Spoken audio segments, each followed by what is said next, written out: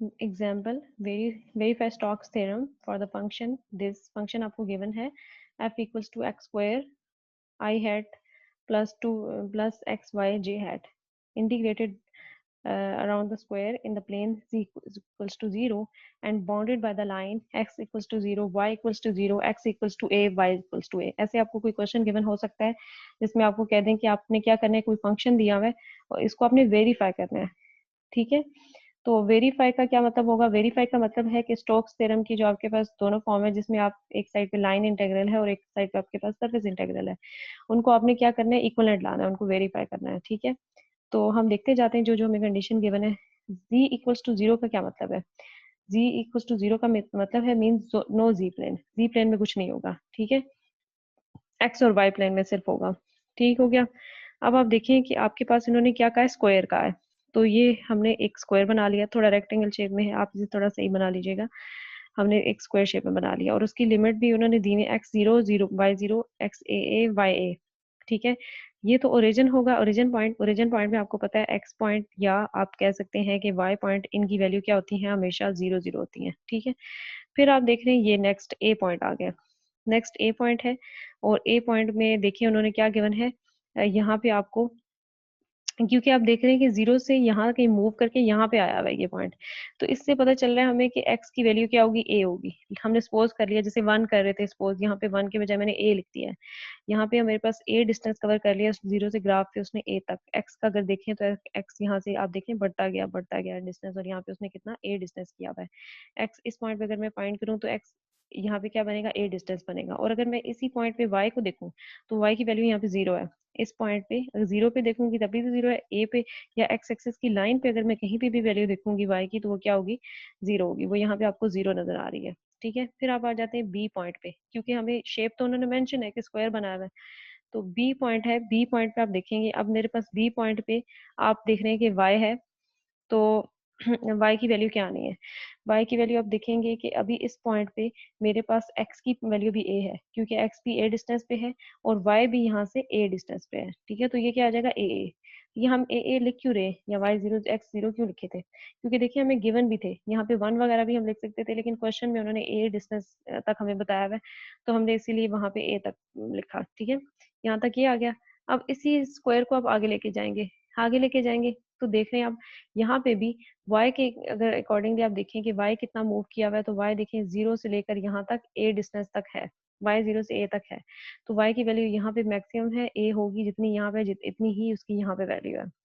और x के लिहाज से देखें, यहाँ पे इस पॉइंट पे 0 है, क्यों? क्योंकि आप देखें ये पॉइंट x एक्सिस के लिहाज से अभी कहाँ है, 0 पे है। ठीक है, अगर यहाँ पे मैं कहीं बनाती तो वो 0 पे पॉइंट नहीं था, उसकी x एक्सिस की भी कोई ना कोई वैल्यू यहाँ पे होनी थी। ठीक है, लेकिन हमने क्योंकि ये वाला पॉइंट चूज किया है बिल्कुल y एक्सिस के ऊपर, तो वो हमारे पास x एक्सिस का क्या होगा, 0 होगा। ठीक है, वो क्या आ रहा होगा, 0। तो ये हमारे पास एक स्क्वायर फॉर्म में जो है वो शेप बन गई, जिसको हमने क्या करना है, इस पे स्टोक्स थ्योरम लगाना है। और स्टोक्स थ्योरम की अगर हम डेफिनेशन देखें तो हमारे पास क्या होती है, आपके पास double integral over the surface curl F होता है, यानी del cross F dot D S. ठीक है, और वो किसके इक्वल होगा, close integral F dot D R के इक्वल होगा। ठीक है, यहाँ पे इसके ऊपर आप ऐसे ये भी लगा सकते हैं, इसको फिर आप ओपन करके भी लिख सकते हैं। अच्छा, इसके बाद आप क्या करेंगे, from left hand side of equation number A, ये आपके पास लेफ्ट हैंड साइड इक्वेशन, इसको सॉल्व करेंगे पहले। तो इसको सॉल्व करने के लिए आप क्या देखेंगे कि आपके पास सबसे पहले हमने क्या लेना होगा, सबसे पहले हमने यहाँ पे लेना होगा कर्ल। क्या लेंगे, कर्ल। आप इस इसमें से ना आप क्या करिएगा, ये इंटेग्रल ना लिखिएगा, ये थोड़ा मिस्टेक हो गई है, इसको ना लिखिएगा। सिर्फ यहाँ पे डेल क्रॉस एफ लिखना है आपने। ठीक है, और फिर उसका क्रॉस लेना है। अब डेल की क्या वैल्यू होती है, कली पे कली एक्स आई हैट, कली पे कली वाई जे हैट, कली पे कली जी के हैट होता है। ठीक है, तो आई जे के नीचे अगर इसका मैट्रिक्स फॉर्म लिखूंगी तो ये मैंने कर्ल की डेल की वैल्यू लिखनी, फिर आप एफ की वैल्यू लिखेंगे। एफ जो आपको फंक्शन गिवन है, फंक्शन जो आपको गिवन है वो आप देखें क्या गिवन है, वो है आई हेड के साथ आपके क्या वैल्यू है, एक्स स्क्वायर, और जे हेड के साथ एक्स वाई। तो आपके पास क्या बन जाएगा, ये एक्स स्क्वायर और ये एक्स वाई, और यहाँ पे के साथ 0। ठीक है, अब आपने क्या करना है, आई हैट यहाँ पे मैंने लिख लिया, और ये जो वैल्यू है दो, ये आपके पास इधर आ जाएंगी, ये आपके पास इधर आ गई। फिर माइनस जे के बाद आपके पास क्या होगा, ये वैल्यू आ गई, ये वैल्यू आ गई। फिर आप के लिखेंगे, के हैट लिखने के बाद आप देख लेंगे ये सारी आपके पास स्क्वायर फॉर्म में आ गई। ठीक है, अब आपने क्या करना है कि इनको जो है वो सॉल्व करना है मजीद।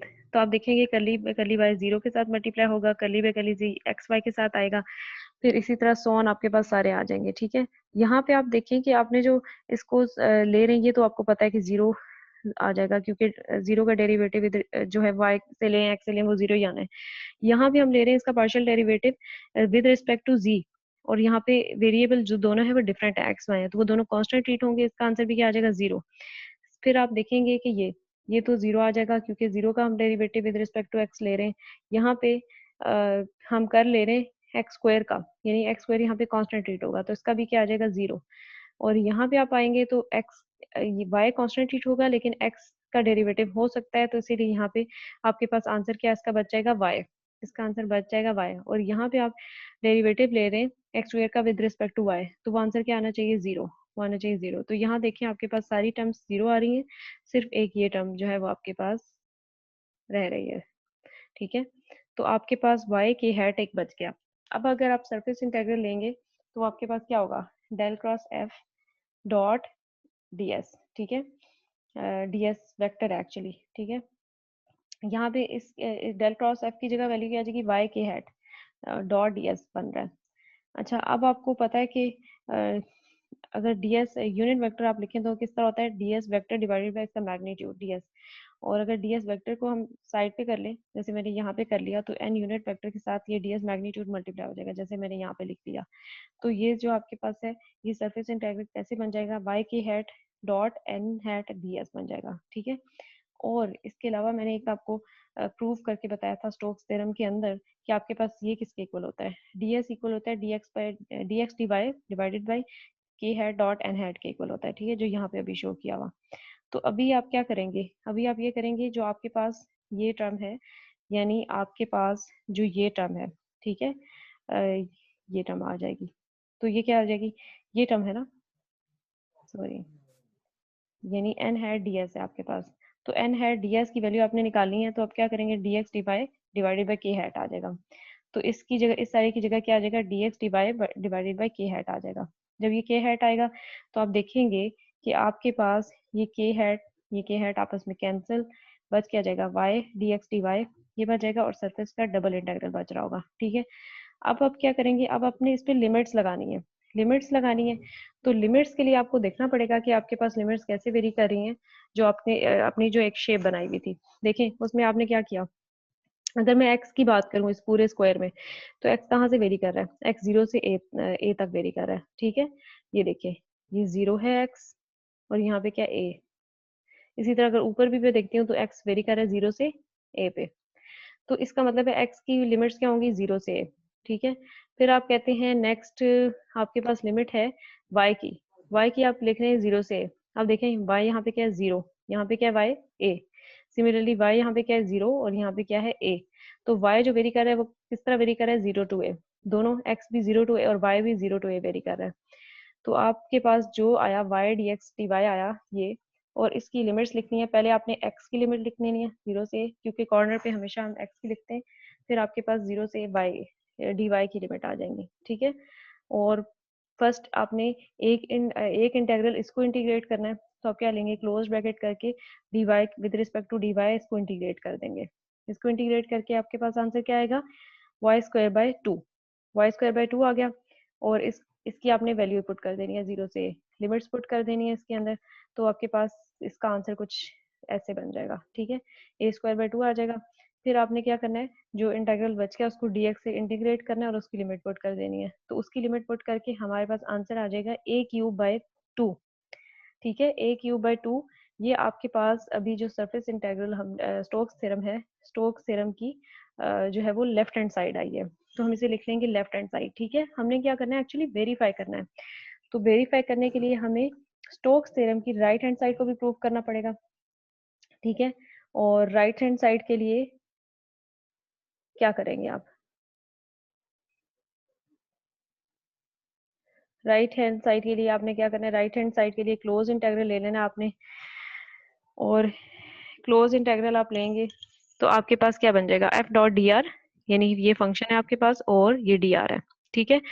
तो इसमें आप देख रहे हैं डी आर जो है वो आप ऐसे भी लिख सकते हैं i d x plus j d y, ठीक है, क्योंकि जी प्लेन यहाँ पे जीरो है तो इसलिए हमने जी वाला लिखा भी नहीं है यहाँ पे। तो यहाँ पे आई है और आई डॉट आई जो है उसकी वैल्यू क्या आ जाएगी, एक्स स्क्वायर डी एक्स। इसी तरह आपने जो जे डॉट जे हो जाएगा वो आपके पास क्या हो जाएगा, एक्स वाई डी वाई, ठीक है, वो आपके पास क्या हो जाएगा, एक्स वाई डी वाई हो जाएगा। फिर उसके बाद आप देखें कि आपने क्या करना है, अब इसकी लिमिट्स आपने जानी है क्योंकि आपने, ये एक लाइन इंटेग्रल है, लाइन इंटेग्रल का मतलब है आपको डिफरेंट पाथ्स में इंटीग्रेट करना पड़ेगा, ओ से ए से बी, बी से सी और सी से ओ, ठीक है। तो 4 आपके पास टोटल पाथ बन रहे होंगे। ये बड़े गौर से सुनिएगा, इस एग्जाम्पल में बड़ी अच्छे से एक्सप्लेन किया हुआ है उन्होंने। पहले हम बात करते हैं ओ से ए की, ठीक है। अगर ओ से ए आप जा रहे हैं तो आप देख रहे हैं कि एक्स की वैल्यू यहाँ पे 0 है, नेक्स्ट भी यहाँ पे ए पॉइंट पे अगर आप हाँ सॉरी, एक्स की वैल्यू यहाँ से 0 से ए है, ये गलत दिखा हुआ है, यहाँ पे थोड़ी मिस्टेक हो गई, ये ए है और ये 0 है, ठीक है, इसको थोड़ा सही कर लीजिएगा। ये आपके पास ए है और ये आपके पास 0 है, जो नोट्स मैंने आपको भेजे ना उसमें करेक्ट कर लीजिएगा। देखिए 0 से ए, एक्स वेरी कर रहा है 0 से ए, ठीक है, और वाई आपके पास 0 है, यहाँ पे भी 0 है, यहाँ पे भी 0 होने का मतलब या एक जैसी वैल्यू होने का मतलब आपके पास कांस्टेंट है, इसका मतलब है y की वैल्यू क्या है, कांस्टेंट है। तो जो मैं डी वाई अगर फाइंड करूँ उसका वो भी क्या होना चाहिए, 0 होना चाहिए, ठीक है। तो यहाँ पे चेंज क्या हो रहा है, सिर्फ x चेंज हो रहा है 0 से a, ठीक हो गया। फिर आप देखेंगे o से a के बाद आप नेक्स्ट लिमिट पे जाएं, a से b पे, हम जा रहे हैं a से b पे। तो जब हम a से b पे जा रहे हैं, a की वैल्यू क्या है, a से a की वैल्यू आपके पास x की वैल्यू a है, यहाँ पे x की वैल्यू a है, और b पे जाएंगे तो यहाँ पे भी x की वैल्यू a है। तो x की वैल्यू तो सेम रह रही है दोनों पॉइंट पे, इसका मतलब है x की वैल्यू a है और वो क्या है हमारे पास, कांस्टेंट है, ठीक है, वो क्या है, कांस्टेंट, यानी एक जैसी रह रही। जबकि y वेरी कर रहा है इस पोजीशन पे, y यहाँ पे 0 था और यहाँ पे क्या हो गया, a, तो y हम कहेंगे यहाँ पे चेंज हो रहा है 0 टू a। तो इसका मतलब है कि dx अगर मैं फाइंड करूँ तो वो क्या होगा, मेरे पास dx यहाँ पे 0 होगा, ठीक है। dx का मतलब है कि दोनों x पॉइंट का में जो चेंज हो रहा है वो तो कांस्टेंट है, तो dx भी क्या होना चाहिए, 0। फिर थर्ड पॉइंट पे हम आएंगे इसके बाद, नेक्स्ट पे। तो थर्ड पॉइंट पे आप देख रहे हैं कि आपके पास बी से सी पे जा रहे हैं, हम बी से सी पे, तो बी से सी पे जाते हुए हम देखेंगे एक्स की वैल्यू क्या है, 0, और यहाँ पे क्या है, ए, यानी ए से हम 0 पे जा रहे हैं, एक्स हम किधर जा रहे हैं, ए से 0 पे, यानी एक्स चेंज हो रहा है, इसका मतलब है एक्स ए टू 0 जा रहा है और एक्स चेंज हो रहा है। वाई की वैल्यू क्या है, यहाँ पे भी ए, यहाँ पे भी ए, ठीक है, ये भी ए और ये भी ए। तो इसका मतलब हुआ कि y जो है उसकी वैल्यू a है और वो कांस्टेंट है, वो चेंज नहीं हो रही, वो दोनों पॉइंट्स पे सेम है। फिर उसके बाद हम देखेंगे नेक्स्ट, नेक्स्ट आपके पास क्या है, x सी से o, सी टू ओ आप जाएंगे, तो सी टू ओ पे आप देखें कि आपके पास क्या क्या चेंज हो रहा है, सी यानी इसके x जो है वो क्या है, 0 है, ठीक है, तो इधर भी क्या है, 0 है, इसका मतलब है x तो 0 है, यहाँ पे x की वैल्यू 0 है जो चेंज नहीं हो रही।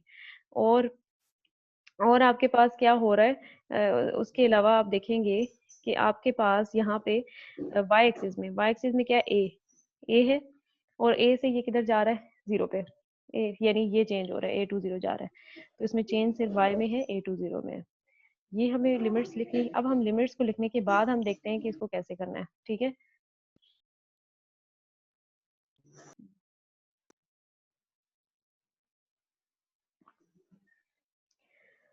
देखिए पहला इंटेग्रल ओ से ए, फिर ए से बी, और फिर बी से सी और सी टू ओ, ये हमने सारे इंटेग्रल लिख लिए। अब हम क्या करेंगे, वैल्यू लिखेंगे जो भी आपके पास थी। अच्छा वैल्यू बच्चों आपने कैसे लिखनी होगी, वैल्यू जो आपने लिखनी है उसमें बड़ा एक अहम पॉइंट है, वैल्यू जो आप लिखेंगे वो आपने कैसे लिखनी है। ये ओ से ए की लिमिट क्या है हमारे पास, ओ से ए की 0 टू ए, ठीक है, और वो है किसकी, एक्स की, वो किसकी है, एक्स की, और वाई यहाँ पे क्या है, 0, इसका मतलब है जो हमारे पास क्वेश्चन गिवन था, क्वेश्चन में जो एफ की वैल्यू थी वो क्या थी आपके पास, X square iota plus x Y J, ये थी ना, वो हम लिख लेते हैं यहाँ पे ताकि हमें पता चल जाए। वो थी आपके पास एक्स स्क्वेयर डी एक्स आ जाएगा, प्लस यहाँ पे एक्स, और यहाँ पे क्या है, वाई की वैल्यू है 0, क्योंकि पहले पार्ट में हमने कह दिया लिमिट में वाई 0 है, तो हमने वाई की जगह 0 पुट कर देना है, वाई 0, और डी वाई भी यहाँ पे जो है वो कांस्टेंट है, वो भी क्या हो जाएगा, 0, वो 0 आ जाएगा, और लिमिट 0 से है। फिर नेक्स्ट लिमिट आ जाए आप ए से बी, ए से बी में एक्स कांस्टेंट है जिसकी वैल्यू ए है, और वाई क्या है, 0 टू ए, तो देखिए 0 टू a और ये हम विद रिस्पेक्ट टू dy वो कर रहे होंगे, इंटीग्रेट कर रहे होंगे और यहाँ जहाँ x स्क्वायर था वहाँ पे क्या आ गया a स्क्वायर, क्योंकि x की वैल्यू यहाँ पे क्या a स्क्वायर है। और dx क्या होगा, क्योंकि x कांस्टेंट है तो dx की वैल्यू क्या हो जाएगी, यहाँ पे 0 हो जाएगी। और यहाँ पे x की जगह अगेन a और y तो वैसा का वैसा रहा और dy। ठीक है, फिर next integral a to o, ये देखिए इसमें इसमें देखिए a टू o आपके पास x की लिमिट हो रही है चेंज, मतलब dx एग्जिस्ट करेगा लेकिन dy 0 होगा। y की जगह आपने a पुट कर देना होगा। तो देखें यहाँ पे y की जगह मैंने a पुट कर दिया और dy की जगह 0। फिर आप नेक्स्ट इंटेग्रल पे आ जाएं c2o। अब c2o पे जब आप जाएंगे तो आप देखेंगे x की वैल्यू 0 है और y की वैल्यू a2 0 है। ठीक है, x की वैल्यू 0 और y की वैल्यू a2 0, यानी x कांस्टेंट है। तो मैंने x की वैल्यू 0 पुट कर दी, dx भी 0 आ जाएगा प्लस, और यहाँ पे भी x की जगह 0 और y यहाँ पे क्या आ जाएगा, एज इट इज रहेगा और dy रहेगा। ठीक है, अब इस इन इन सारे इंटेग्रल्स को मैंने क्या करना है, सॉल्व करना है। तो इन सारे इंटेग्रल को आप कैसे सॉल्व करेंगे, फर्स्ट इंटेग्रल में आप देखेंगे कि ये सारी टर्म 0 होगी तो सिंपल क्या बचेगा, एक्स स्क्वायर डी एक्स, और इसमें क्या बचेगा, ए वाई डी वाई। तो ये देखें एक्स स्क्वायर डी एक्स ए वाई डी वाई, और नेक्स्ट इसमें क्या बचेगा, एक्स स्क्वायर डी एक्स ए टू ओ, यहाँ पे भी ए टू ओ और यहाँ पे 0, ये तो बचेगा ही नहीं। तो यहाँ पे ये 0 बच गया, 0 का मतलब है ये पूरा इंटेग्रल ओवरऑल ये 0 हो गया। तो यहाँ पे एक्स स्क्वायर डी एक्स आ जाएगा। अब इसको जब आप इंटीग्रेट करेंगे तो आप देखेंगे कि आपके पास कैलकुलेशन करके आंसर जो आ रहा होगा वो क्या होगा, A cube by two, A cube by two. और ये बिल्कुल एग्जैक्टली आपके पास लेफ्ट हैंड साइड किसके इक्विवेलेंट आई है, राइट हैंड साइड के इक्विवेलेंट आई है। ये आपके जो स्टोक्स थ्योरम था इसमें यही उन्होंने कहा था कि आप प्रूव करें कि आपके पास लेफ्ट हैंड साइड किसके इक्विवेलेंट आ जाए, राइट हैंड साइड की। और ये वेरीफाई करना था, तो वेरीफाई में हमें दोनों साइड्स जो है वो एक दूसरे के इक्विवेलेंट लानी होती है। इसके बजाय अगर इवेलुएट होता तो फिर हमें उसकी वैल्यू निकालनी होती। सिर्फ एक ही साइड को पकड़ के जो हमें इजी लग रही होती है हम उससे सॉल्व कर लेते।